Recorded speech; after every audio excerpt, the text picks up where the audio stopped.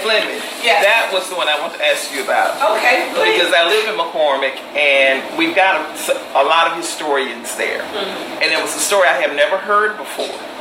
And so I thought, I might do a little more research on my own and find out what these guys have been writing about in McCormick.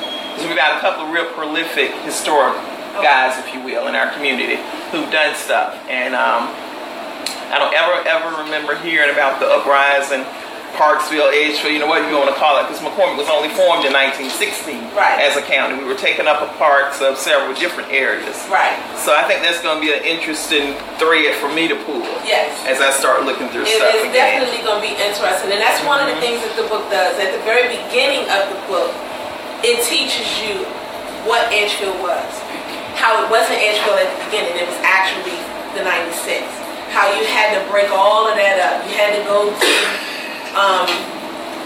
Colette. I'm trying to think of the 4 counties. It's 4 counties that made up South Carolina when South Carolina became South Carolina. So that's what the first chapter does. It literally breaks everything down like that.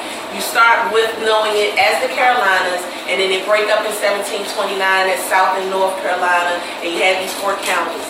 And then once you had these 4 counties, those 4 counties broke up into 7 districts. And those 7 districts were 6 districts, and that was Union, Abbeville, Edgefield, Newberry, Lawrence, and Spartanburg.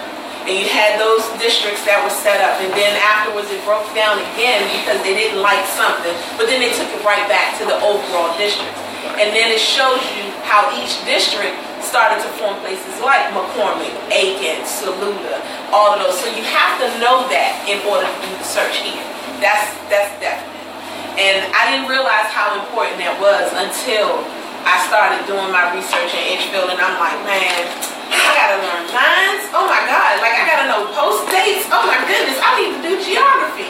Right. It just opens you up into a whole nother part of education that you never thought you were going to go into. But I needed to know that. For example, my grandfather told my mother he was born in Greenwood, South Carolina. So when I started doing my research and everything, that's what I started on. Because I started with the Yeldells because the name was so rare. And I'm like, okay, well let me go look up my granddaddy. I only found him as an adult. Couldn't find him as a child. Well, I couldn't find him as a child because his name was Jeff, not Jefferson, on the census. So this is why I didn't see him. But I also learned that my grandfather was born in 1894. Well, Greenwood wasn't created until 97.